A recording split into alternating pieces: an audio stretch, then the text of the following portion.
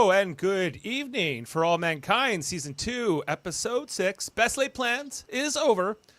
And it has been since March 26th of 2021, but we're getting started here tonight on this what are we on tonight, guys? July the 21st, 2025, as we continue our mission to watch every episode of For All Mankind and talk all about it in order. Spoilers up to this point. I'm your host, Dave Mader, and we have a great panel here once again to break this all down. Coming in first here, if NASA needed a stealth negotiator to juggle Jamestown's rescue, USSR posturing, and political fallout, all while keeping an eye on unseen saboteurs, they'd patch him straight into mission control. Calm as a pressure gauge, sharp as a scalpel, it's Kevin Millard. And ready to have various conversations around various tables. Yes, that's there is a lot of that in this episode. It is there. Coming in next from Ottawa's bureaucratic battleground, where classified memos and Cold War echoes converge, he'd rewire Pathfinder's command protocols before the Russians even noticed. One glance at a failed document maneuver, and he's already rewriting the contingency plan. It's Adam Woodward. Hey guys, this is the bureaucratic, black hole. I'm going to call it that. A lot of bureaucracy, a lot of policy, a lot of engineering in this episode. If that's your thing. Coming in here next, like a peace offering disguised as vodka and a Soyuz capsule, he diffuses tension with timing, but when things go rogue, he's just out the comic relief, strategic under pressure, and quietly rebellious. It's Jeff Mader. I would never describe myself as any of those things, but good to be here. Yeah, you're not quietly rebellious. You're just rebellious normally, I suppose. Yes, by nature. Okay. By nature. And last coming in, we're missing Jody tonight, so miss Jody. But here next, she sees cracks in command structures the way Margot sees patterns in telemetry. With sabotage creeping in and the panel split over rescue risks, she'd thread caution through chaos like Poole through lunar dust. It's Heather Narduzzi. I am an agent of chaos. You're such a joker. Such a joker. And welcome to the whole panel here tonight to break down this episode, the 6th episode of Season 2 and the 16th overall, totaling 59 minutes, written by Joe Menosky and directed by Mira Menon. And yes, this is yet another episode with not a ton of action, maybe the least ever. They do shoot a gun. Okay. They fly around a little. At a target. At a target. And miss.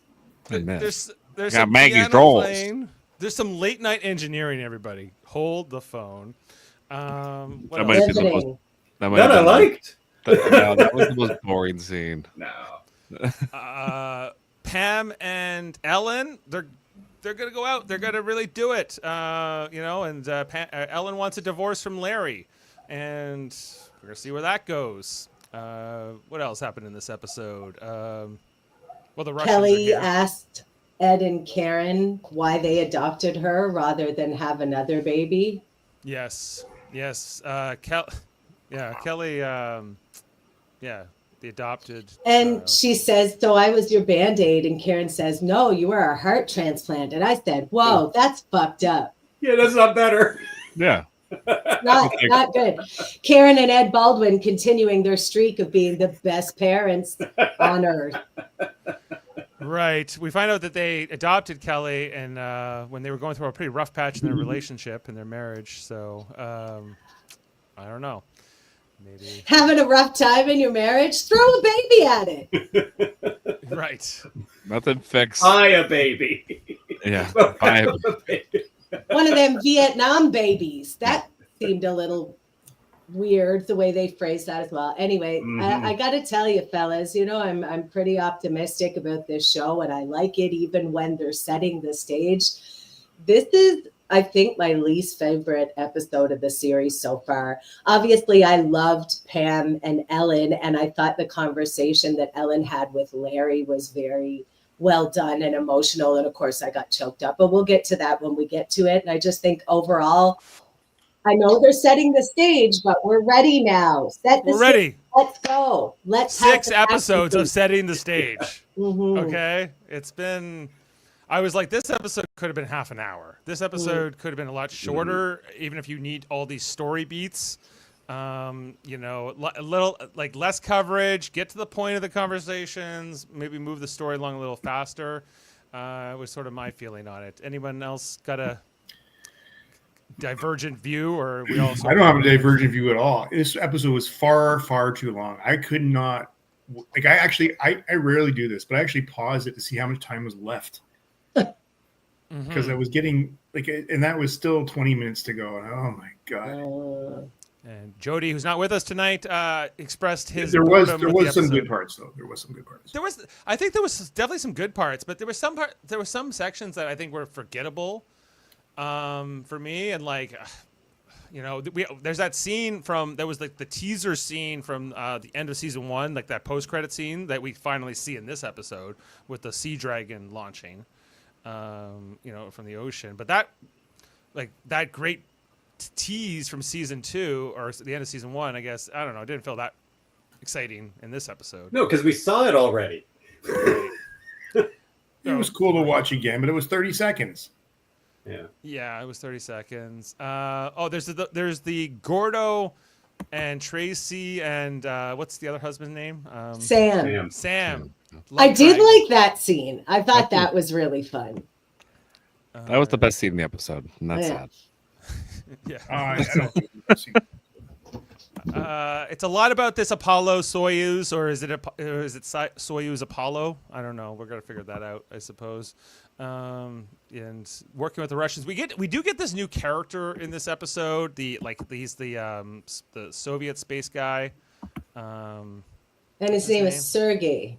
Sergey. Yeah, Sergey's a recurring character past this episode. So this is his introduction. It's a little bit muted, I think, in some ways, but I get that's deliberate because of this Cold War tension. And am I missing anything? Is there anything else? Well, I guess we'll cover it in the screenshots. But yeah, I feel like this was kind of another set in the table, as Heather mentioned, and let's like. Jeff, you watched this season recently. Like, it's getting good next week. Is it the 9th episode next week or 7th? 7th. Wait, sorry, 7th. Yeah, I think it's gonna get good in the 8th episode, and that's the last 3 episodes. Are kind of, yeah, it's a lot. It's a lot of relationship stuff in the middle of this season, and you know, it's not for everybody, but sometimes it just keeps going. Like it's just every scene is just. This person's having an affair with this person. This person wants to get their wife back. It just goes on and on. And that's it's just, okay. Yeah. But like in the first season, they did that, but it was with everything else. It was along with a story. Mm-hmm. Right. Yeah. There's a little As bit I of a said soap before, opera. guys, I would not have been. I would have given up on this weeks ago if it wasn't for you. I'm with you. Well, glad to help you out there, Adam. Let's get into the screenshots because we should not make this podcast longer than this boring ass episode. Good point. Sorry, were you going to say someone else have a something, point Kevin there, or Jeff? I was just gonna say it will be worth it. Like you'll get to the end of this season and you will have like a visceral reaction to it. Like you'll go, oh wow. I wholeheartedly agree. That's how I reacted. I was like, oh, okay, they stuck the landing. Mm-hmm. And I agree with that, Yeah. completely. So and you will look back on this season and go, oh, I get why they did that, and I get why there was so much relationship stuff because of the way they end the season. Yeah. So good point, Jeff. And I think let's get into it. But as this episode exists in a vacuum on a week to week, I think there are some weaknesses there. Okay, so let's jump in. So we have this marching band here at the Johnson Space Center to start the episode as the Russian cosmonauts and their equivalent of NASA. I'm not sure what it's called, but they're here, the Russian space program. We have Daniel Poole, of course, the commander of the Apollo side of this joint venture where they go to the handshake in space with the Soviets, cosmonauts, and the the American You guys- astronauts. Does anybody else think that she is like the most excited person about this whole thing? She Well, is yeah, very- she's finally got a command. Even Yeah. though it's kind of redundant Even though it's a bunk mission, she's still the commander. I would hope that the commander would be into the mission. Yeah. You'd hope. So I'd say her and I guess Thomas Paine, we learn, is really into this idea too. He thinks that this is important. So, but everyone else seems kind of like lukewarm at best. As we meet Sergei coming off the plane here. Some KGB guys or whoever in dark suits here to kind of keep an eye on everybody and make sure that the political officers of the Soviet infrastructure here. They're no smiles. Margot makes a comment here. If we have to smile, why can't they? But I can't remember what Thomas Paine says, but he says 60 years of oh, oppression. Socialism. Yeah. socialism will do that to you. Yeah. And Sergei, introduces himself to the general and some of the other staff here as they're, handshakes along. I thought it was kind of funny how one of them clearly gave his ribbons a good inspection. Oh yeah. Then Ellen in this procession says something to one of the cosmonauts in Russian, and he tries to respond to her, and then she's like, "No, I don't actually speak any Russian. I just knew that one phrase." This is what I'm like when I go to Quebec, where like I can maybe say a couple things in French, but then when they speak French to me, I'm like, I don't know, forget it. So too fast. Anyway, so I like how Molly just laughs at that whole exchange, and then she's like, "Hey, how's it going?" It's like,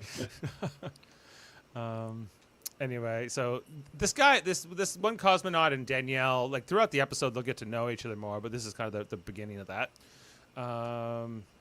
Anyway, handshakes all around. We head into a meeting room here, the boardroom at the Johnson Space Center. Where Can you Marco's go getting back? Yeah. So that big warehouse right now, this is in today's time. That is actually, you can see the Apollo rocket there on the side. That's actually an Apollo rocket inside. Okay, and it says the Saturn 7 or no 5 here, right? It's a I'm Roman not sure numeral. which one, but it's Roman giant. numeral 5, yeah. When you actually see this thing, you're blown away how big it is. Yeah, this almost looked like an archival shot to me too. When I was watching it earlier, I was like, "Oh, that doesn't look that looks like that was something the footage they have from the '80s or something." Anyway, so Margot gives this demonstration about how the Russian spaceship and the American spaceship are going to dock with each other, and then as she's kind of going through this, she starts making the details, and then. They say, no, you're going to dock with us. Or, they start correcting her on all kinds of language. Don't call them astronaut, because she says astronaut 1, 2, and 3, and 4. He's like, don't call our people astronauts. They're cosmonauts. Cosmonaut 1 and cosmonaut 2. And she's like, okay, whatever. And I don't know. I can't remember all the order of the different objections that the Soviets have, but it includes things like we don't like it being called Apollo Soyuz. We think it should be called Soyuz Apollo. You're going to dock with us. We're not going to dock with you. That kind of thing. But they're not getting anywhere. Like this is just like one of those worst meetings ever. Nobody's sharing anything. Right. The meeting is not going great. And it's very icy, and everything she's presenting, they keep interrupting her, they keep chattering with themselves, and kind of making it pretty awkward. What's interesting though about this? I don't know if you guys found this, but when you look at the diagrams, how small those spaces are. Oh yeah, like there when you actually see, you're living in with one other person in basically a car for like days, right? Yeah. Maybe like a little bigger than a car, maybe. And they're talking about it all. How would you think about the spread of the food across the meeting table? You got pizza, something else. Anyway, Even those snacks couldn't make this meeting good. no, it's pretty icy in there. And then they get into talking about like sharing radio frequencies, and they can't. Neither of them are willing to share their radio frequency with each other because it's classified. So there's no trust here. It's all sort of and not going well. Molly thinks it's hilarious. She thinks this whole meeting is great. But the rest of it, it's no progress, and Margot is sort of left, trying to work this out. Sergey, who we'll find out is got to keep up a front. He acts a certain way in these meetings when he's in front of the whole crowd, but he's not necessarily this disagreeable per se. He's just kind of dictated by policy and his orders from Moscow and all that. Anyway, probably too many screenshots here for this scene that we've kind of covered, but don't worry, all the screenshots are going to look exactly like this. Yeah, people sitting around a table. Quiet looks. Eventually, the meeting ends, and they're trying to work this out here. There's some. Oh yeah, the general says, "I hope this whole thing falls apart. The Pentagon hates this idea." So pretty much everybody but the president and Thomas Paine want this to fail. And Danielle likes it. And Danielle likes it too. And that's about it. Margot. Wait, he says, "I'm confident in your ability to get nothing done." Yes. Well, I wouldn't be, honestly. That's the teaser of the episode. And then we get into the title card credits and all that. And then coming off of that, what's the first scene is up on the moon with our space marines. Space guns. Space guns, as they're doing their first, I guess this is the first time they're ever firing a gun in the vacuum of space on the moon here, and seeing how this is going to go. They tested it on Earth as much as they could, but it's very different here. So it's interesting to watch this. It was hard to get it like a lot of stills here, but they're firing at like a target they've set up here behind a rock, and the Marine takes a shot, and it's you see his reaction through his helmet, like whoa, like the kickback of it all, right? Am I using that right? What's the word? Recoil? Is what I'm glad they had no sound.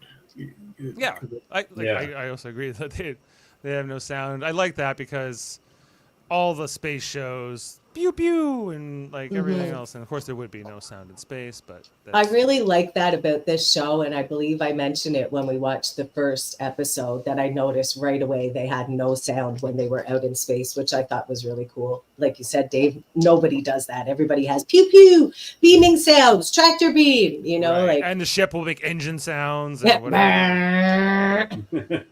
Just out for a rip. Can you tell I'm super good at special effects? You are. I love it. Interesting too. I think I noticed is that I always thought that the red stripe here on these uniforms was meant for the commanders, like the mission commanders. But I guess the Marines have their own security, red stripes. They're red stripe security. The red shirts. They're all gonna die. They are all gonna die. Versus Tracy's suit, which doesn't have any of that. Anyway, so they're testing it out, but they start they can't find the bullet that was fired. It's not on the target. It's not on the rock that's behind it, and then Tracy says, "Well, how do you know it didn't keep going around, into orbit?" Which is what Adam kind of talked about when he was doing Fun Facts and talking about firing a gun in space. I think last week or maybe it was the week before, and even the Linus is here. And anyway, so they're looking for the bullet, and she's like, "Oh, you better watch out! It doesn't come around and shoot you in the back." And they're like, "What? You better get out of the way." So they move out here, and then they all start laughing. It was a big practical joke. Of course, that could never happen, but I think it kind of could happen, right? Like what they're kind of talking about. That they don't even really know. It's kind of like they fired the gun, it didn't hit the target, and we know how easy it is to just launch a ship off the surface of the moon compared to Earth, which is what makes going to the moon possible in a lot of ways, right? Anyway, so the joke's over. They all laugh, and they decide to head back. And Jody was talking about how this doesn't seem like the most efficient craft that they could imagine, perhaps, on the surface of the moon to just get from the base to wherever they're going, but across the crater. But that's what they're using. Well, it's definitely bigger than the lunar module, like landing module, right? Yeah. Yes, it's basically the same mechanics of it, and it's incredibly dangerous to fly one of these, right? As we know. Remember Patty, because it's just so R.I.P. Patty. R.I.P. Patty. She gets referenced in this episode. She didn't even make it out of the parking lot. No, she did not. Anyway, so then they're all coming out here. So Tracy's inside of this module lander thing, and all the Marines are just kind of hanging on to the side here, like on the back. As the Marines would. As the Marines would. They're talking, oh, I can feel the wind in my hair. Oh, I can feel this thrust on my face. Whatever. What kind of Marine videos have you been watching, Dave? These ones. That's what they were saying. I think this shows this is just like a little pickup truck. You know, it basically is what it is. Yeah. It gets people around the moon. They sit in the back. You know, whatever it takes. Right. So she gives the controls over to the new Linus guy, who's I guess also a pilot, of course, and he tries to take over here in the flying it, but it's a little rough. He loses the control for a while, and I guess this is our big action piece for the episode, or something that happened, but it's kind of really a nothing burger. You know, it didn't feel that tense, I guess, to me. You know, he loses it. Eventually, Tracy has to kind of take the stick back and get it back under control. And that's it. That's really. I don't think I missed anything in that scene. Really? Else no. Anyway, back at Johnson Space Center, we have our good old friend Bill.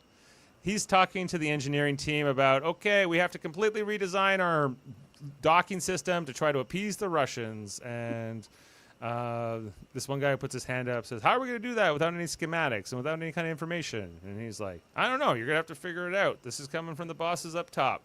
Just figure it out. Also, stop putting your hand up. You're an adult. Stop putting your hand up. You're an adult. And have it at my desk by tomorrow morning. Yeah, he wants it. Yeah. Bill, the middle manager, he's in this great sweater vest, by the way. He wants some answers here. So Aleda speaks up, saying, "How are we going to do that? How are we going to do all these things?" And Bill's like, "You don't even work on that in that department. Why do you like? Why are you stay in your lane? You know, stop." Every time Bill tells Aleda off, I'm like, "Yeah, he's right. I never once side with Aleda." We know, Jeff. I guess but the show is presenting us that Aleda's right and Bill's wrong here. I know. Because Aleda's brilliant and he's not recognizing her talent, I guess is the big thing here, and that she's got the know-how. So and he doesn't have the vision like she does. You know, maybe she's a better engineer. Maybe it's not even a maybe. But Anyway. did you feel like she was going to come in? Mm-hmm. Where's your sweater vest, Aleda? You know, the way that she was portrayed in that trailer park episode where she had the gremlin, to me, she was going to be more of a contradictory person on the team. So far, she's not. Yeah. Well, I guess she's trying to be on her best behavior here, but yeah, we haven't seen like the truly defiant rebel of that Aleda was referenced to being, because she worked at a few other places as an engineer, and yeah, she's a NASA loyalist, but she hates NASA, like the people and like what it represents. Like she loves it and she hates it. Like she's like a contradiction of character for me, and that's kind of what bugs me about her. Is like, pick a lane, like exactly what Bill says to her in the scene. Pick a lane, like decide what you are. You know, like either be all rebel or be like all loyalist. You know, like where you're. People contain multitudes, Jeff. She's complex.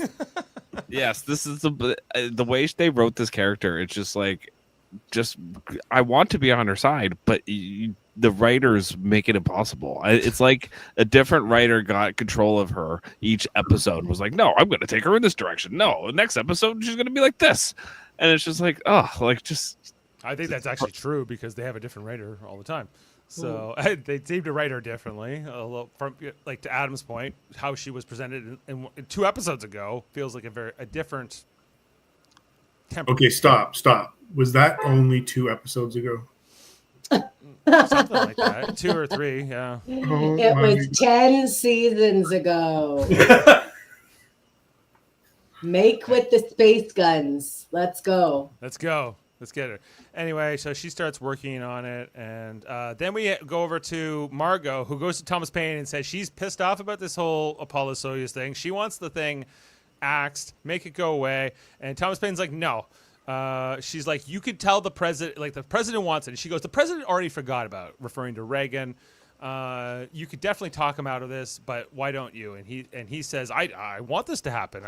This is going to be great history. Like, they're going to look back at this and say the great superpowers put the differences aside and they reached out for peace, and it will be this iconic moment in history. You know what? And he's not wrong. I love that they turned him into such an idealist from who he was in the first season, who they present him as in the first season. You know what though, Kevin? Like the character's older now. He wants to have a legacy, and this is what it is. Mm-hmm. His work with NASA.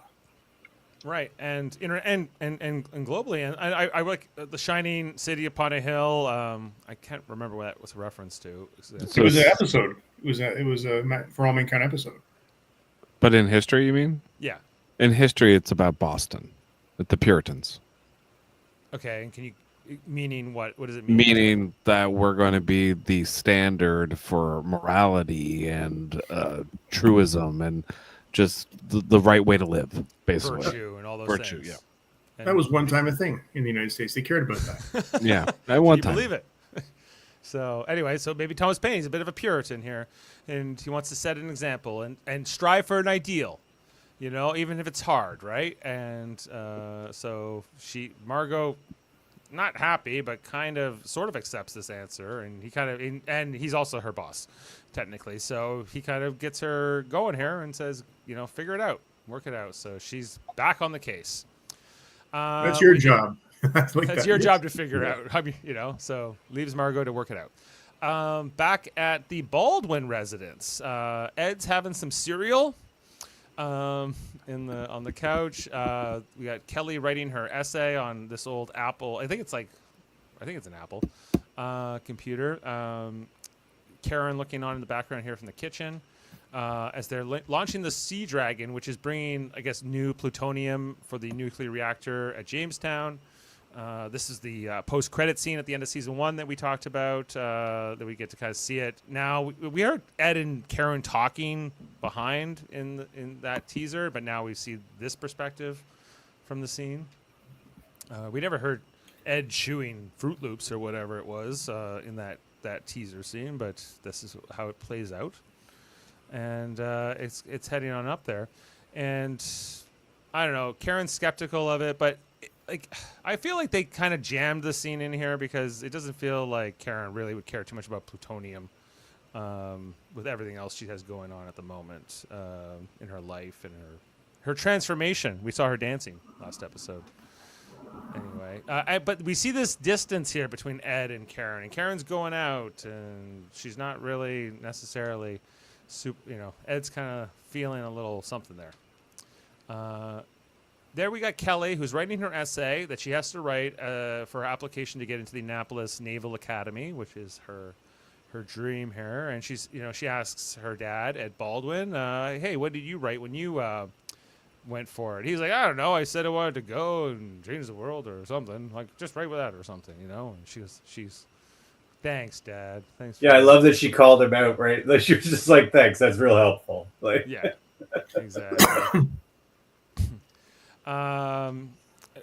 Just tell him who you are, he says, though. Just tell him who you are, and that will go. And then she types here, who am I? Right? Talking about, and then she says, why did you adopt me? And even though Karen was about to leave, but then she hears this conversation, and she comes back. And they talk, about how they saw her at the adoption place, the orphanage or whatever it was, and how she was... I don't know. They just knew, Dave. They just knew. They just knew. But it also kind of sounded like, when my parents, they knew that was the dog they wanted or something to me. Like they picked them out, from like a group of kids, right? And it was a bit like, okay. I don't know. Like, I think you might be right here that there's something off with this, the heart transplant comment. There's, a couple things, but they're talking about how she asked, "Why didn't you have a baby after Shane died?" And Karen says, "Well, it was partly because she didn't know if she could, and there was also this huge rift at the time." Which we really didn't see at the end of season 1 there, but it kind of makes sense that Karen and Ed would be sort of having a rough patch after the death of Shane. All they could do was see Shane when they looked at each other. This is often you hear from parents who have lost children. A lot of divorces happen after children are lost. Let's not forget that on the day that Shane was killed, Karen was talking to Ed and chose to tell him, no, he's fine. Like, she didn't know that anything had happened yet. But and they had, her and Shane had a big argument too. That's right. Yeah. Right. She grounded him, and then he left anyway. Anyway, so they're telling this story, and it's real connection here between Ed and Karen, reliving these memories, but. And Kelly's like, this conversation's about me. Remember? We were talking about me. Yeah. And I was your Band-Aid, all that, and they're saying, no, you were the heart transplant and everything else. Oh, sorry. I think and then she just goes back to her essay, but there's some, I don't know, Karen and Ed are like, oh, that didn't go so well, that conversation. A lot of meaningful looks exchanged in this episode. Long glances. Our next scene is back at NASA in Houston's Johnson Space Center, as there's been like this gift basket given by the Soviet cosmonauts to Danielle and whoever the other guy is, the second chair from her side, including, what is there here? A Russian nesting doll, a Russian bear, I don't know, vodka, caviar, a musical instrument, a picture of somebody. I don't know. Look like Deke. A picture of Deke. We got your picture of Deke. And so they're like, oh, thank you so much for the thing. And these cosmonauts in their civilian wear were kind of hilarious to me with the leather jackets. And they smell like Drakkar Noir. Like, it's emanating off of them. Yeah. Anyway, and they're still kind of cold. They're not getting into it. They're trying to talk here, but then the ice is kind of broken when the food platter comes in. It goes, look, we brought you all your favorite dishes. From Houston's best Russian restaurant. Houston's best Russian restaurant. And then they go, it's only Russian. Yeah, it's the best. Now this reminded me of, wasn't there an episode? Is it Deep Space Nine when? I know this happened on an episode where like they visit, like aliens visit, and they said, "Oh, we made you all the best Bajoran dishes or whatever it is," but I want to try the spicy food. I think it's the Voyager episode actually, with Scott Thompson from Kids in the Hall. He plays that that alien visitor, and Neelix has made all the traditional meals, and then he's like, "No, I want like hamburgers. I want like your spicy food, whatever you got, right?" I don't remember that one, but I do remember the episode of Deep Space Nine where they went down to the Children in Time planet, and they were eating the exotic food, and it was a bell pepper stuffed with guacamole. Yeah, well, exotic space food. Anyway, so they say, "Can you take us to have hamburgers? We want hamburgers." They're like, "Oh, we got hamburgers. Don't you worry." Now, this rings really true for me because we had some exchange students from Russia when I was a teenager in high school, and those kids wanted Pepsi, bitch. They could not get enough Pepsi. They loved it. Yeah, because they probably had Coke. That makes sense. I don't know if they had cola at all, but they were like Pepsi monsters. Does this look like a good burger, Kevin? You think they're serving here at the Outpost? No, it isn't. No, that is on par with the spaghetti. I would not eat at the Outpost. No. No. And like 6 fries on a plate or whatever. Dry ass fries with what looks like no salt. And overcooked meat. It's overcooked. Oh, yeah. That looks like what you would wait in line for in Glasnost, Russia. Is this intentional, or is it just like the cook they could get for the show, or like? Maybe food just stopped in the early 80s. You know what? I food did suck. Yeah, I think that's what they're going for here, Jeff. Like we've come a long way. It's intentional. Yeah. Anyway, so Karen's like, "Hey, do you want me to get you some vodka?" And they go, "No, we want Jack Daniels." Yeah, but you know what? They never said it was good, by the way, the meal. They never say it's good. No, they never. They just want it more than the Russian food. And she goes to get the Jack Daniels. This didn't surprise me that much that they might like that more either, or want to try it at least. Jack Daniels. I'm not a fan of Jack Daniels myself. I don't know if anyone I am. else. Jack Daniels is amazing. Okay, well, teach their Too own. bad you can't get it anymore, Kevin. Yeah, it's a barcode. Okay. Yeah. Plenty other things to drink. We also see sitting at the bar is that like KGB guy. I want to call him KGB. I guess he's just like from the political office or whatever. I think he wanted to be asked to join the table. Like, He's like, "Where's my Jack Daniels?" You know, but they don't ask him out. He's like the chaperone. He's here to keep an eye on the cosmonauts, who I guess are able to move freely around Houston. You know, He's making sure everybody's frowning at all times. That's what his job is. yeah, but I feel like there would be like I could buy that there would be this guy present, but I feel like there would also probably be like I don't know somebody from the American side to kind of keep an eye on them too potentially. But anyway, like other than I guess Danielle and her crewmate there. So then they start pouring the Jack Daniels. They start having some toasts, and the Russians have many toasts. The first toast are to the fallen soldiers, astronauts / cosmonauts.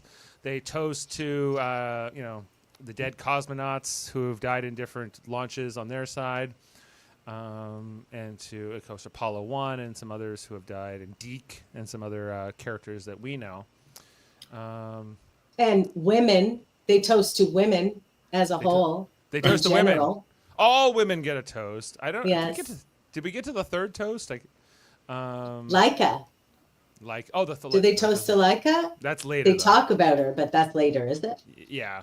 Anyway, but this one, the cosmonaut who doesn't have the mustache, like that's the junior one, he was kind of like throwing shade here at, the American system. Is like, hey, those guys wouldn't have died if you had mixed oxygen with nitrogen. And she says, well, your guys wouldn't have died if they wore pressure suits upon reentry like our dudes. So how about we just accept that shit happens sometimes, and we don't need to pound our chest on who's the best or who has the some mistakes have happened in the program, which seems to ring true from my perspective. It's a very female way to look at it. Like if those were two dudes, it would be very, you know what I mean? Like it's a very feminine way to be like, look, let's not pound our chest. You're good at things. We're good at things. Like, you've screwed up. We've screwed up. Yeah. Let's try to have a good mission here. Well, I just don't see Gordo having that conversation with. Well, Gordo and Clayton, her husband, her late husband, had that conversation. Look what happened. Yeah. Right, it was here in the outpost too. Yeah, that's because as women, we learn to de-escalate shit when men start getting tense. Take out that toxic masculinity, yeah. if you will. Danielle's having none of that on her mission. No, she's not having it. So anyway, so they kind of put that tension aside. I think the cosmonaut accepts what she says, and then more Jack Daniels pouring around here. You know what always de-escalates a situation? Pour more hard liquor onto it. Now, and if we do remember Gordo and Clayton, the more booze did not help that conversation. No, that's correct. So anyway, well, Danielle maybe repeating some past mistakes here, but we'll see. Go back one screenshot. This one? Danielle didn't eat her Grossburger. She ate about half of it. And a couple of the fries. But she's like, this isn't good. There's not even ketchup on the table. No, it's terrible. It's all bad. Ketchup couldn't even save that. Like, that is disgusting. Yeah. What kind of restaurant are you running over here, Karen? The outpost has gone to shit. No kidding. If it was they ever put that plants in the ceiling, though. They got some great plants. They do, yes. Anyway, and then you got that Soviet guy in the background who's just scowling at them from the bar. You figure like he would at least being fed over there by himself. He doesn't want to eat the Grossburgers either. He was like, he ate all that Russian food before they left. Yeah, he's like, I'll eat this, and you'll watch me eat it. But before we go, okay, next scene is Ellen and Pam having a walk here along the water, and I'm trying to remember the exact order of all the context of the conversation, but basically Pam talking about,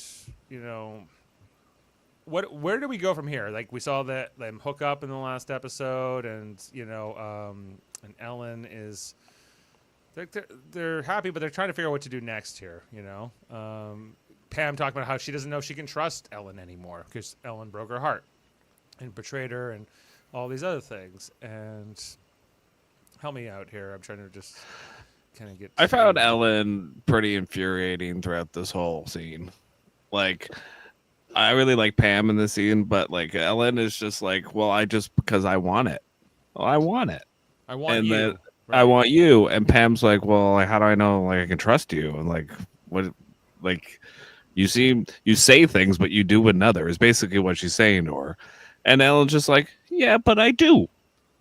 And it's just like, do you? Like, and then she's like, okay, fine, we'll hold hands. That will prove it. Like there's just certain things in this scene where I just go, I don't even think Ellen believes her own stuff. Like, I think push comes to shove, Ellen is actually going to choose NASA. And that is the bottom line.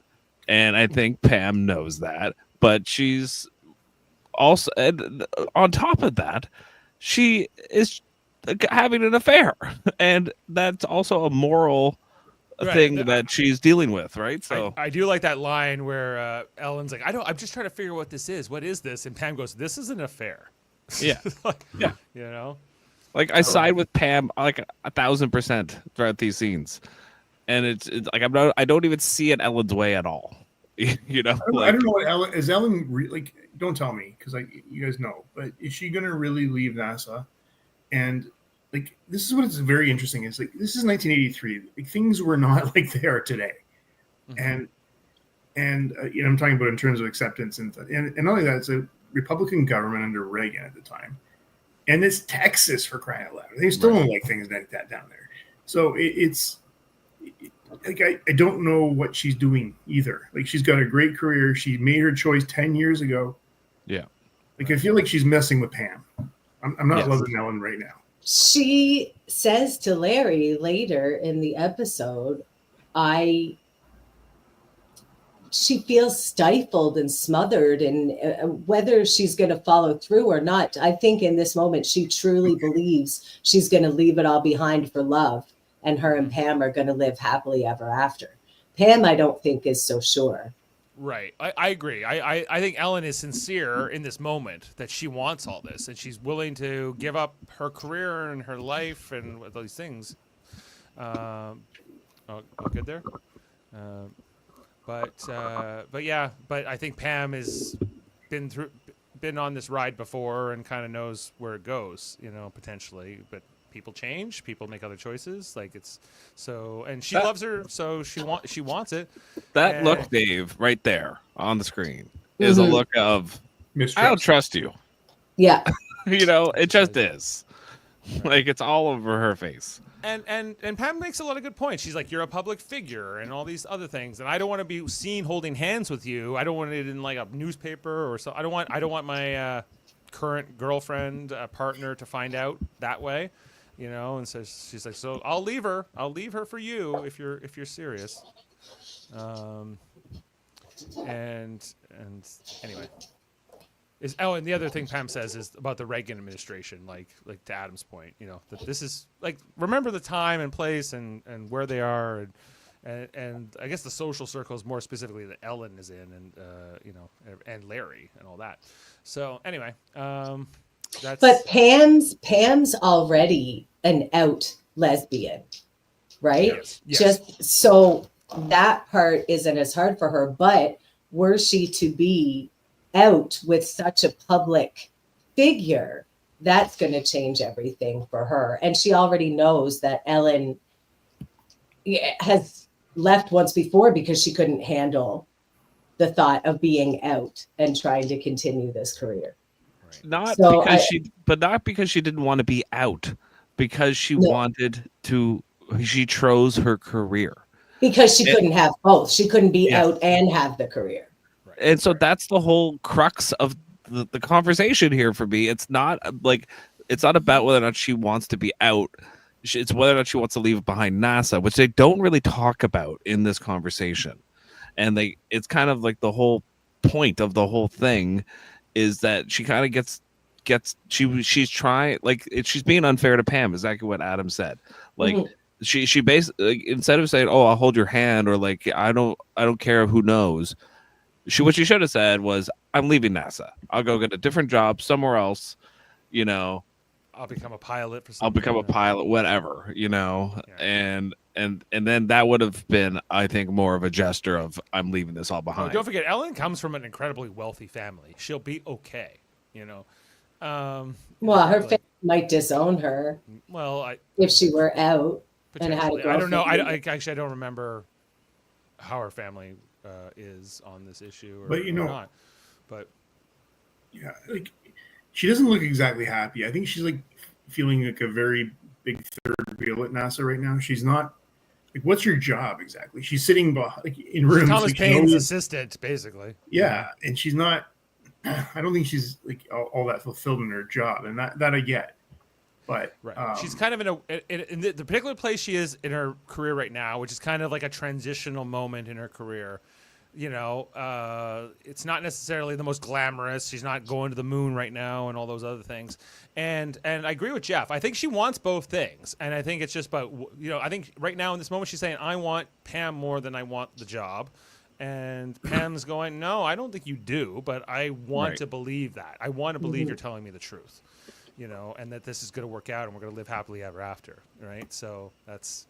But they don't talk about that. That's like the whole problem I have with Ellen in this this whole conversation. Is why I don't see it at all from her point of view, and I do feel like she's being unfair. That if she said, "I'm leaving NASA," that, like, the whole public persona, you know, then I would have got it. But that's never even on the table, you know. So like, that's my whole issue with it, you know. Yeah, I don't disagree. Okay, moving on from this scene. We head to the flight simulator back at Johnson here. We got this is the crew of what are they called? Pathfinder. Yeah. You got Ed. You got Sally Ride. And the redhead guy, Spicoli or whatever his name is. Still wearing the Navy hat. Generic Italian name, Piscotti. Yeah, that's it. He's a biscotti. Anyway, so they're simulating the cloud cover here. Like they're basically they're landing the shuttle here, but the cloud cover, so they have to go on pure instruments. There's the guy with a sheet outside the simulator. Yeah, he's like, whoa, you can't see anything. And it on the instruments, it looks like it's all corrected and whatever else. I don't fully understand all the aviation jargon that gets kind of thrown out here, but on instruments they look like they're fine. But Ed knows different. Ed's saying, no, we have to, like, there's something off with the computers. There's going to be this variance here. And basically, but Ed's kind of teaching this to Mr. Biscotti, you know, on how, even though who is a trained Air Force pilot, you know, it's not like he doesn't know his how to fly. But Ed grabs a stick and he does this hard maneuver, and he seems to take the ship completely off kilter here. But then, you know, he's adjusted correctly for this variance in the instruments and the computers. And what do you know? They come through the cloud cover, and the runway is there, as you know, despite what their instruments would have told them it was. So, Sally Ride and Mr. Biscotti here. What I get from this scene is that Ed is a really good teacher if you're not related to him. Yeah, I think that like when he took the first female crew, like the trainees under his wing, he was training great until he came home and tried to teach Shane how to ride a bike. That's a good point. Yeah, he was much more comfortable teaching, you know, Tracy how to fly than he was Shane to ride the bike. Which I think is common. I think it's a thing, especially with that generation, the greatest generation. They didn't know how to deal with family life. It was hard. It was strangers are easier than family for a lot of people. Sometimes, you know. And it also kind of just reinforces that, you know, and Ed's good at what he does. Ed is a good pilot, you know. He still got it, even though he's been riding that desk for 10 years. Okay, so then back at NASA, Margot is trying to deal with Thomas Paine's wishes, try to make this work, try to get the negotiations going here with the Soviets on this thing. She goes to see Sergei, who's got like this, security political officer guy to watch outside. I saw this guy getting off the plane, and let me tell you, I think this means that box hair dye for men is alive and well in Russia. I love too. She says something to him here, and he just stares forward. He doesn't say anything. Yeah, he's like a sentry. He's a little bit kind of cool. We see here Sergei is allowed to have a radio here in this office they gave to him at Houston. He's allowed to listen to classical music, and she's like, "Why don't you listen to like country or all the other stations?" He's like, "Do you think I could listen to music that's not state approved by the Soviets?" And I think they're doing a good job here, in this show to kind of really demonstrate that, the Soviets do have this totalitarian regime, and living under that is, they have communism. So there's maybe some things about their system that would be better, but overall, like their society's got a lot of issues. Sergei looks like a grown-up Russian Macaulay Culkin. Yeah. And again, you see that? Just a little bit. Yeah, another great sweater vest being brought into this episode. Yes. Anyway, so Margot and him talking, and she's not allowed to change it, but basically he's kind of giving her like signals while he's saying one thing. He's kind of giving her an indication, like, I can't pretend to work with you, even though he wants to, because the guy's standing out the door. He's listening to what we're saying. And even though he doesn't seem to hear Margot before, he does speak English. He does know what's going on. And so Margot kind of clues into this. And he's indicating it with very obvious looks towards the door. He keeps looking at the door, and then she kind of gets it out. So she writes a note, which makes sense, and hands it to him. It says 11:59 at 11:59, and gives it to him. My question is, did this note need, is he going to know what that fucking means? I would It know. might as well say PC load letter. Like that, that code's too hard, Margot. He doesn't have Google. Also, Google. There's no Google. He can't even ask anybody because nobody knows. This is her secret place. Yeah, nobody at NASA would know. And how is he supposed to sneak away and lose box dye out there outside the door? Like, that's a good question, because I would think they'd go anywhere outside of the hotels or here at NASA. They would have to have some kind of an escort. But I don't know. Well, he says he gets a long leash. He gets a long leash. He does say that. That's true. Yeah. Okay. But why? But I don't know. Maybe because he plays ball with the upper management, for the most part. Anyway, so Margot's back here playing her jazz piano at. I don't know if we knew this place was called 11:59 before this episode, but she's playing up here. She's got a jar here with some dollar bills, but who's throwing some rubles into the pot? It's Sergei, and now in a stylish turtleneck and blazer. He's covered here. He's dressed down for the nightlife. Yes. And we see that the club, it's called Club 11:59 as an allusion to the doomsday clock of New York. He's also early. He's also early. He's here at 11:58, but close enough. And he explains he has long leash, that he's here.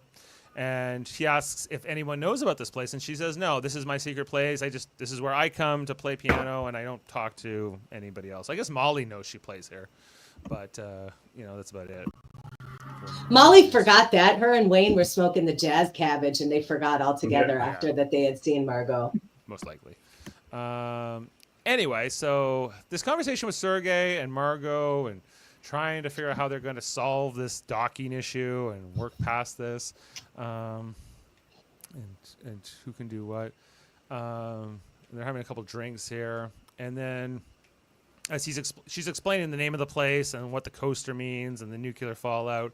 He also talks about how back in Russia there used to be all of these nuclear drills back in the 70s, and then that had died down, and now it's ramped up again, and it's feeling like the tension between the Soviet Union and the United States is really getting up there again, which we kind of know is true based on, them, taking their lunar mining site and some of the other things, and of course the spot, like them listening to Jamestown for the better part of 10 years. I don't think Reagan liked that. So they're going on, but he starts like tearing up the coaster to kind of come with it, and Margot follows along. She grabs a pair of scissors, and they make little origami docking modules, basically, with the coasters, bringing them together. And isn't it a beautiful thing? Anyway, so now Margot's gonna go to the meeting and draw this like she did on her chalkboard moon and write moon on it. Doc. I want to know how long before these two are docking in another way. Well, That's just our euphemism. Yeah. back here, we have Jimmy Stevens, also known as the other one. The other kid. The other kid, talking to his mom from the moon, Tracy, because she's trying to sing him happy birthday, but his birthday was yesterday, and happy belated birthday, but he's not happy. He doesn't like this too much, Jimmy. Cut your mom a break, Jimmy. She's on the fucking moon. Like, is it a big deal? She's singing you happy birthday a day late. Come on, kid. Yeah, she's trying to say like, did you make a cake? And she says her dad, Gordo baked a cake, but then he bought a cake because the original cake was tainted or it didn't go so well. So she's having a laugh about that. I gotta say something here. You know what? As much as I cannot stand Tracy right now in this. I think she's trying to be a good mom. Mm-hmm. She's trying in this moment, absolutely, but Jimmy's feeling a little disconnected from her. Regardless, can I say one thing about this scene that kind of bugged me? And it's not just I just don't buy that she's his mom. Like, she just does not seem old enough. And I know that's like it's just the way I feel about the scene. Like, I thought that while I was watching it, I was like, she is not old enough to be this guy's mom. Well, Like, they all got married and had babies so young then. She probably had him when she was 17 or 18, and he's only 15 or 16 here. Is he right? Like, he's supposed to be. She could be like in her early 30s. Like, I think she's about 40 at this point or something like that. Like I think in reality, the actor's a little older than he is playing. She's a little younger than the age she's supposed to be here. So it's like Kelly. Kelly looks like she's 40, but she's not. She's like 22. She's not a teenager, but she's like. I know that one's a unique one. It's hard work being the heartbeat of a family to replace the dead. Takes a toll. Yeah. We also see during this conversation with Tracy and Jimmy that Gordo is listening off in the distance. The other husband. This is so. Who was talking about the Days of Our Lives or one of the soap operas a few weeks ago? This is like we are in it now. We are in afternoon TV. Yeah. Well, yeah, kind of. There's a bit of a soap opera going on here. Anyway, are we going to get somebody's evil twin showing up next? Maybe like a little possession, amnesia. You got to bring them back from the dead. I faked my death 4 times. It's deconting everyone. Just so they'll shut up and stop visiting him on the moon. I decide who goes up here. We also hear with Jimmy. Jimmy, like Tracy says, "Oh, my time is almost up for the call," and then he's like, she was trying to say goodbye to him, but he just kind of hangs up on her, and it's not. I think he would rather his mom not be an astronaut. I guess that's the thing with Jimmy. So anyway, Gordo's listening here, and he moves on. He goes and looks up here at the moon. And back up on the moon at Jamestown, we see Tracy, grabbing her submission briefing here, grabbing a coffee, looking down at Earth. Meanwhile, right? And it's kind of meaningful. Anyway, back at the Baldwin residence. Oh yeah, it was an Apple computer here that Kelly's on, trying to write this essay. She's still working on the first paragraph, as far as I can tell. Many hours later, who am I? I don't think she's gonna make it.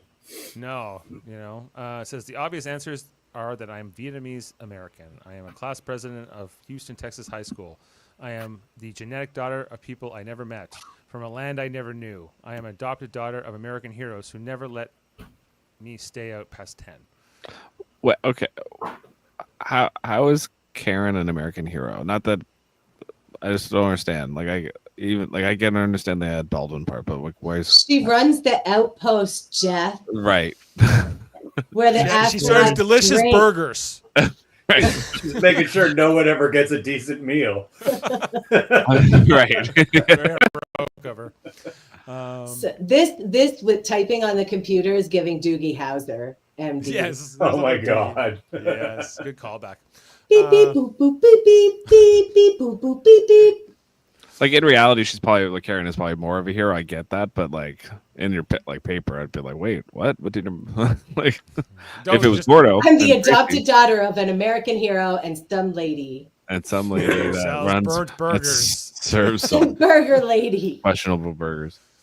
Anyway, so Kelly stops in the essay. She grabs out the phone book and she looks up the adoption agency, I guess, the Houston Family Adoption Center, where she was adopted. And she's got to find out where she came from and find out who her family is. So that's the end of that scene. So I guess that's probably a setup for our next episode. Because I don't think we come back to this again in this episode. Back at the outpost. Is this what we're going to deal with next week? Her going to the adoption agency? I think so. Oh. Yeah. Buckle up. Adam. Poor Adam. There might be an evil twin, Adam. Stay tuned. Yeah. Separated at birth. We got the Soviet. I don't know what this cosmonaut thing back at the outpost and the other guy. But the important part is that we get a conversation. This is many hours later. Most of the bottle Jack Daniels with Danielle and the Soviet cosmonaut guy. And they're having drinks, and they get into this conversation about Laika, the dog who went up he was the first living organism being that went to space. First right? primate. First what? Mammal. Mammal. Okay. One of Laika's cousins is objecting to Laika having. Yeah, I know. Yeah. Woo, pour one out for Laika. She's known. And Danielle says, "Oh yeah, I've heard of Laika. You know, she it's too bad she died after a few days, but you know, she managed to prove there was important scientific information gathered. That She was like idealizing Laika. She was saying she set the stage for humanity that we could go and do this. But I thought that what's his name, Radislav was. He just basically said the poor dog was scared and just died. Yeah, he says it was all lies. Yeah. But in this turn, I looked this up. This is true that they claim that the dog was in orbit for like a few days or whatever. But he's like, no, the dog died in a couple hours basically, and suffered on top of it. There was something wrong with the thermal shielding or something, and the dog basically died of stress. They call it, but that means it freaking baked. It was. Like it was heat more than cold, right? Is that what they're saying? Yeah. Oh, please. It's just sounds horrific. Sounds horrific. And actually, the Soviets didn't even admit to it until like 2002. What really happened? Governments never lie.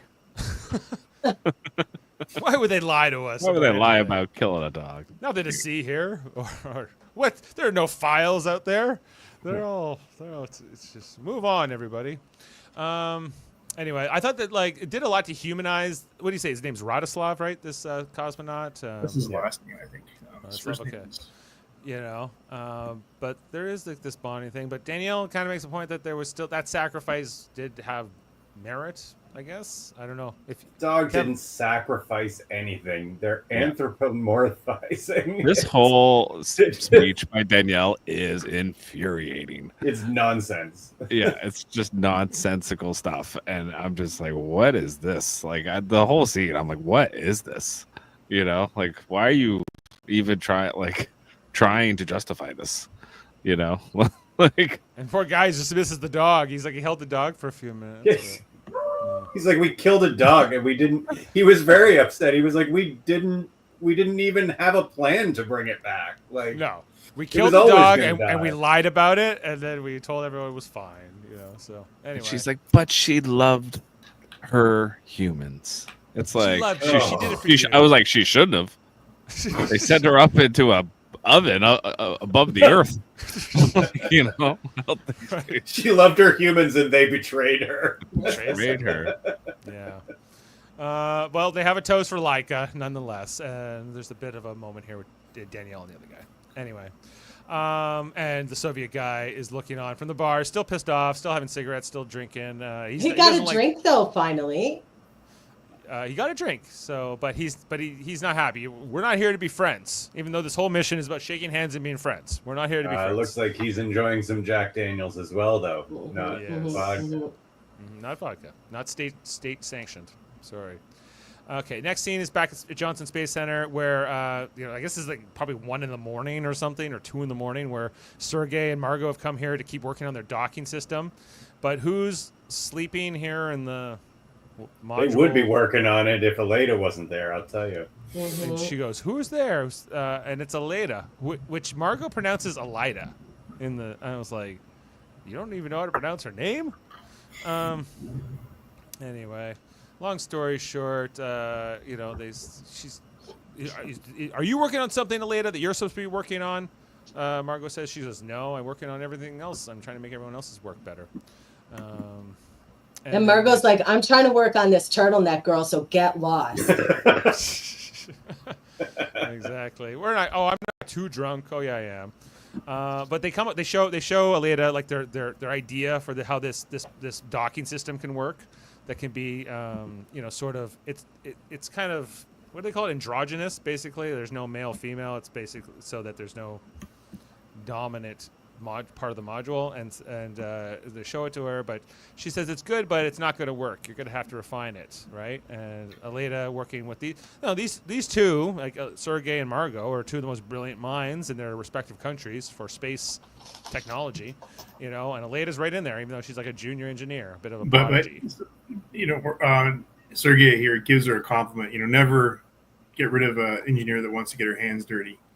Yeah. Right. And then Margot, being Margot, dismisses it and says, "Oh, he's drunk."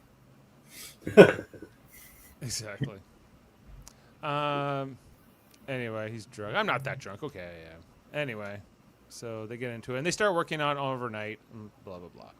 The next morning, they present this plan for the system to all the teams, the Soviet and the NASA side alike, and they even pull the sheet off. They I guess they were able to manufacture this out of plastic and metal pretty quickly, fabricate it. They woke everybody up, Dave. They woke everyone up. Spared no expense.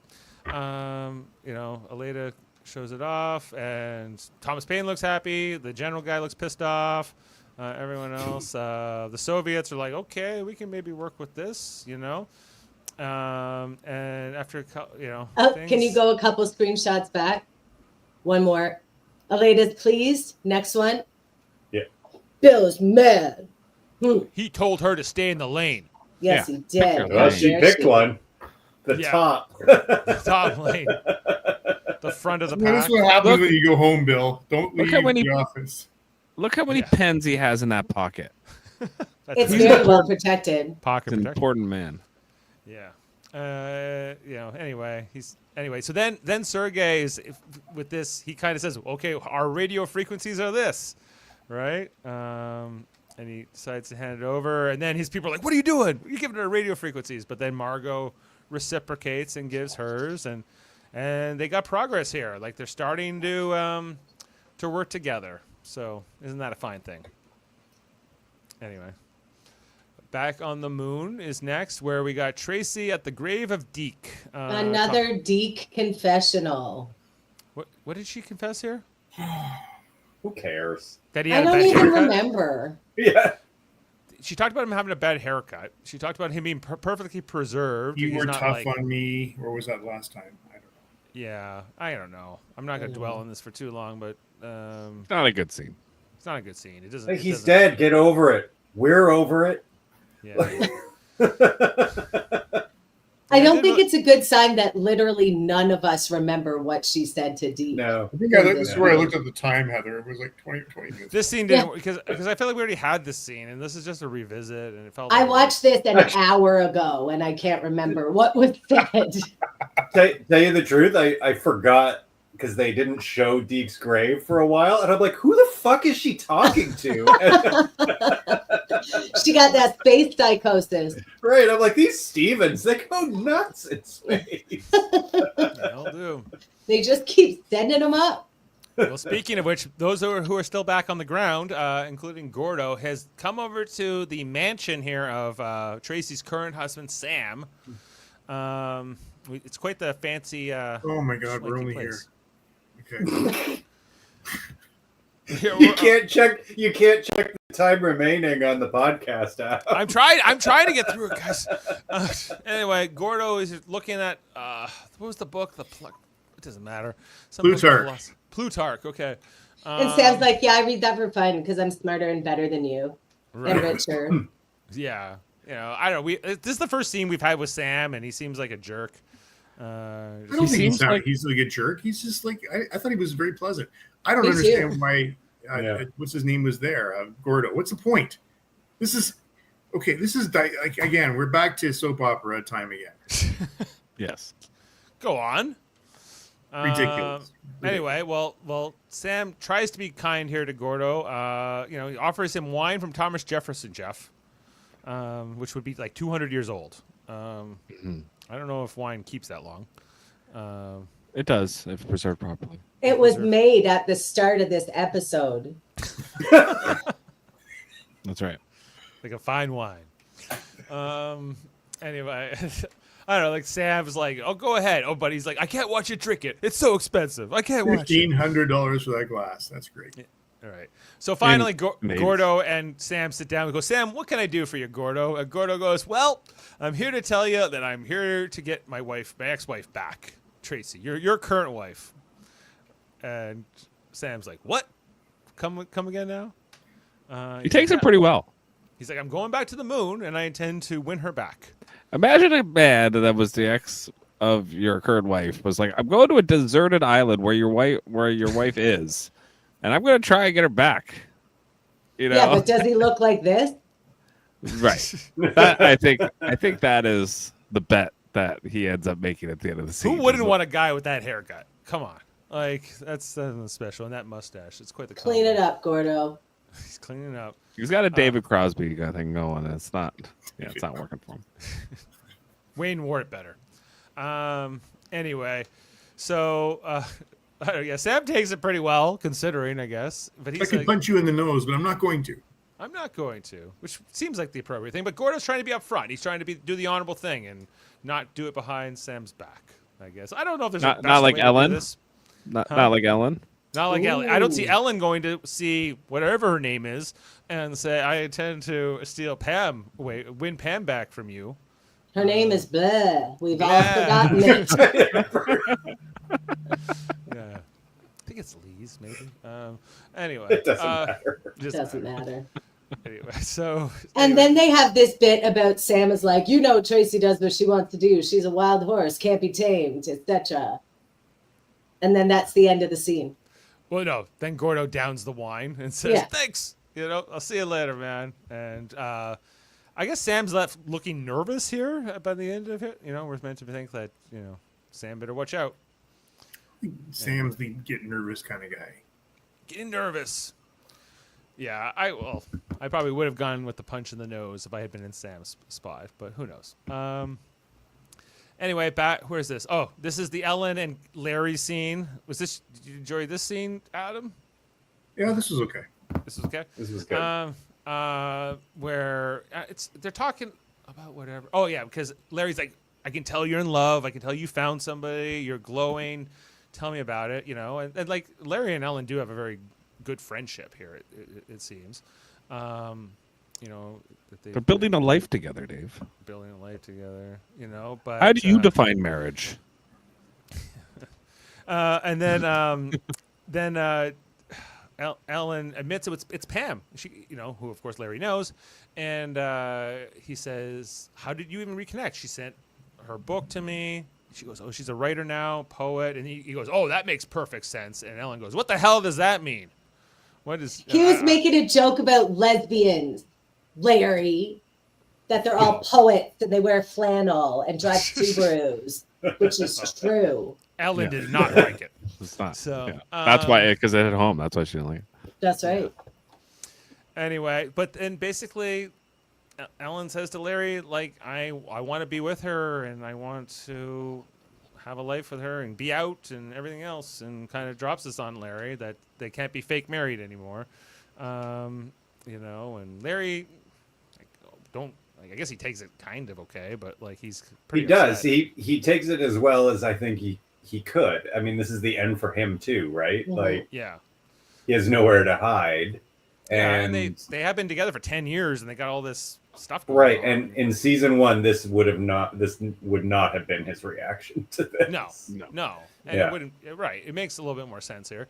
But He plays it Ellen- really well because you can still see that's his initial reaction, but he suppresses it. Yeah, and it kind of, they were just talking and having a good time, and it seems to almost come out of nowhere, and from his perspective a little bit. But but Ellen, I think her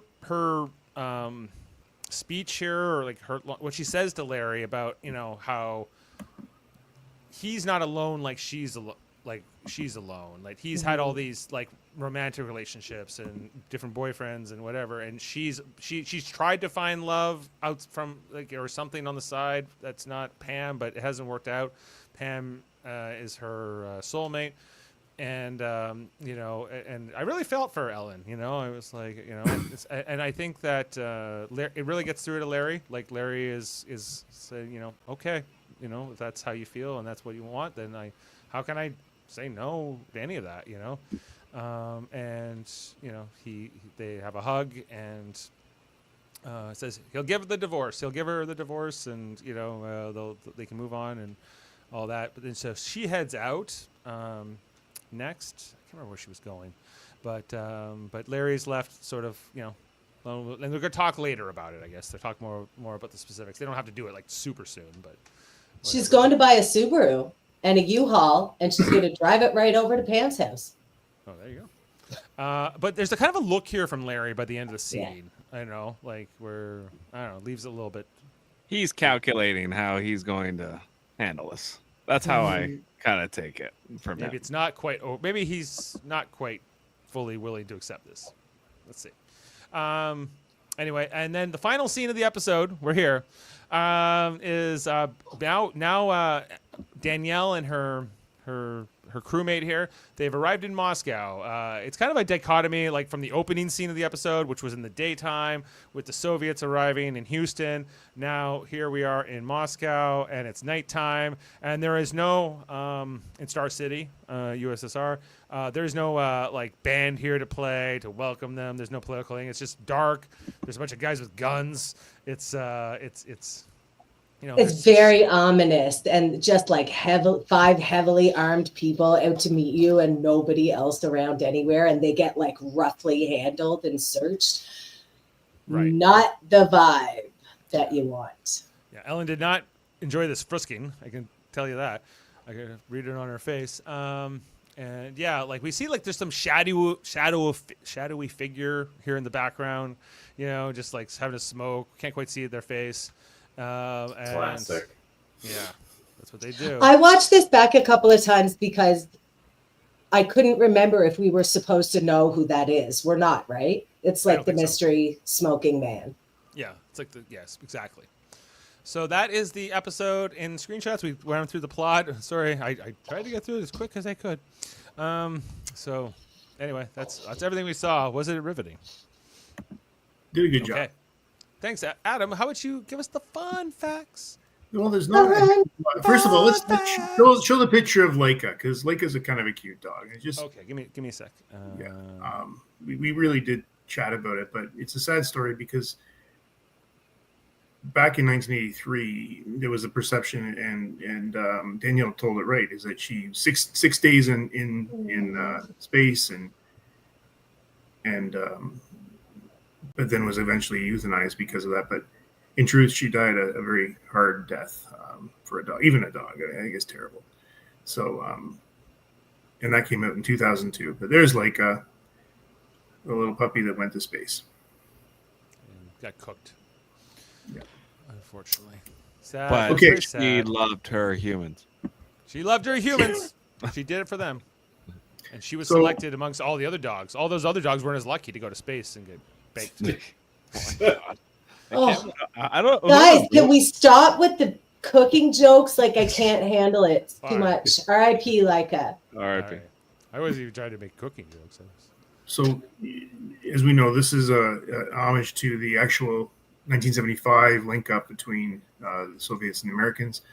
The commander was Thomas Stafford from the Americans, and Deke Slayton was on that crew as well. Deke? And then, yeah, he was actually on that crew. USSR Valery Kubasov and Alexei Leninov.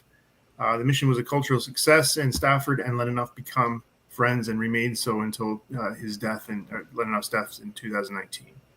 So it was a monumental event. Excuse me. Just for fun here, we talked about that rifle being shot. It would have to go, get this, 1,700 meters a second to achieve orbital velocity on the moon. That's a fast bullet. Oh, I don't know what a real bullet. I have no idea if it's fast or not, but it seems really fast to me. Bullet. Speed of a bullet. One Superman. A bullet goes from 365 to 1,220 meters per second. Some high velocity rounds can go up to 1,500 meters per second. Okay, so 1,700 meters a second to achieve orbital velocity in this case. So no way. No, I think it's feasible if you had a high velocity round, but if they're using standard ammunition, probably not. Correct. The other thing I found interesting, Dave, there's just not a lot of facts just yet, but we were talking about with that conversation about the Soviets going into civil defense drills and everything in the early 80s. Yeah. It was actually a time of stress, if anybody remembers, I do. Like the early 80s, like there was a lot of Cold War stuff going on at this point. The Hollywood and other production companies around the world were all over this. Like, just look at the movies we had. There was The Day After, if I don't remember. This was a war about nuclear war, a movie about nuclear war. Jason Robards was in it. Then there was Threat.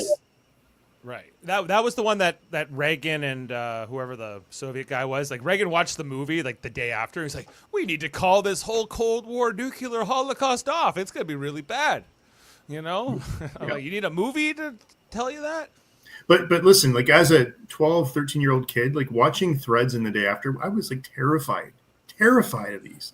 And in fact, I'll tell you a story. So back in those days, remember the big old refinery over at Burloak and New Street or Rebecca? Yeah. That was much bigger back then. And you could hear the sirens when it was shift change and whatever. And then I remember after watching these movies, hearing those sirens and thinking we're under air raids. Like just being, and I remember thinking, oh my God, I gotta get my sister. I gotta find my sister. You know, I've heard many accounts of this is why the Gen Xers have a certain cynicism to them, because they grew up in this Cold War sort of the world is going to end, nothing matters, nihilism sort of thought process, right? I mean, it's true. Other movies, War Games, Matthew Broderick at the time, Ali Sheedy was in that one. And then Testament. I mean, there was a lot of early 80s terrifying movies that were that scared the crap out of me. Anyway, luckily Jeff and I are full-blown millennials, and we missed most of that. And didn't but have that trauma. Rather than being what they described in the show here is like, we passed that now. We don't do that anymore. It was a thing in the early 80s. Yeah, but maybe it's coming back. Who knows? I hope not. Bring back the oldies. Well, those were very fun facts, Adam. Thank Sorry, you. it was a reality. This episode hasn't been that fun for me. But no, I don't imagine. It brought me that conversation just brought that back to me when I actually searched wow, there was a lot of movies that were designed to scare the shit out of us. That is really scary, though, hearing sirens from shift change and thinking the world is going to end and you got to go round up your sister and your family. That's terrifying, Adam. It was just for like a second, but it stays with me. I know exactly where I was when I heard that. Mm-hmm. So anyway. All right. Well, ratings. Jody already gave a rank, right? He gave a 6. He's gonna lower it. Oh yeah. Yeah. After he hears this, he'll be like, "They hated it. Like it's a 2." Adam, you're up. I'm giving this a 5. This is too much soap opera for me. Yeah, I think it was. I'm with you guys. Like in terms of watching this as a standalone episode this week, it just didn't do it a lot for me. So I'm at a 6 myself. Kevin? 4. This sucks. It sucks. Just say it. It sucks. It was Actually, you know boring. what? Dave, take me down to a 4. I'm with Kevin. I'm going to go lower. All right, Heather. 5. 5, and Oh, that's Jeff. the lowest. Heather's I'll go 3. I'll do you one better. Jody is the high score for this week, y'all. And we got to tell him, no, you can't lower it. That was your score. It stays there. So on IMDb, this has a 7.7 rating, everyone. So it's actually one of the top rated episodes so I far. thought I looked at the wrong episode when I opened it up. And I go, what? Really? Couldn't Yeah. believe Anyway, so we have a little bit of difference here, but that kind of wraps up our coverage here of episode 6. Looking ahead to episode 7, which is called "Don't Be Cruel." More astronauts with guns coming our way. And Elvis. Do we get to hear more Elvis? And Elvis. Oh, you'll get to hear some Elvis. Yeah. Well, I won't complain about that. So, all right, and if you didn't know, Thanks, everyone, for hating this episode with me. I was more lukewarm to it, I'd say, than hate it. But yeah. I hate and it. then It's bad. if you didn't know, here on the channel, we have just kicked up our coverage of season 3 of Strange New Worlds every Thursday. Kevin did a great job hosting this past Thursday with the help of Chris Murphy and others. They covered 2 episods. One Others? was Hello. excuse. Well, Adam and friends, or Kevin and friends. no. Okay, I was like, where did? Because I tuned in like late that night, and I was like, where's Adam? Right on. By that time, Kevin had moved on to the second episode, Which I and- haven't watched. Yeah, so I was like, and then all of a sudden there's this Australian guy at Adam's place. So that's why I said and others, because it was not Adam was only there for half of it. So yeah, the first we covered. Some Australian guy? Are we bringing in scabs now? Are there no Canadians for this show? Well, we put a tariff on him. Oh, that's fine then. So there was 2 episodes: Gemini Part 1 or Part 2, which Adam was there for, and then Wedding Bell Blues, which Adam was not there for, but Travis was, Trek Trav from Australia. And then coming up this Thursday, we will be covering episode 3 titled Shuttle to Kanfori. Look ahead to that. Look in the Nurse Chapel's new hairdo. She's gorgeous. Yeah, good. Jess Bush. She is. Anyway, I think that covers everything, guys. Unless I've missed That's anything. Nurse Chapel. Yeah. A younger Nurse Chapel. Right. Get on board, Jeffrey Tubes. All right. Yeah. It's a bit of a retcon, the whole show, in a lot of Yeah. ways. Well, it There's has a new to be. Scotty. There's a new all kinds of things going on there. So tune in every Thursday to hear more about our thoughts there. Anyway, we'll be back, like we said, for episode 7 next week. Don't be cruel. Hopefully, we won't be cruel to that episode. And Hopefully it Hopefully it won't won't be be. us. I watched that episode twice, y'all. Come on. all right. All right. Well, thanks everyone. Live long and podcast. We'll see you next time. Thanks to the whole panel, and good night. See Good you night. next time. Bye. Beam up some Star Trek content with Live Long and Podcast. Tune in to X-Rated, the X-Men animated review show. Artistic interviews with graphic histories. A roundtable movie discussion with Hey, did you see this one? And movie reviews with Hold Up, a movie podcast. And while you're at it, spin a few records with Eamon on Track. Watch us duke it out on trivial debates. And let's chat about TV with the Super Mater Brothers. It's all here on the United Federation of Podcasts.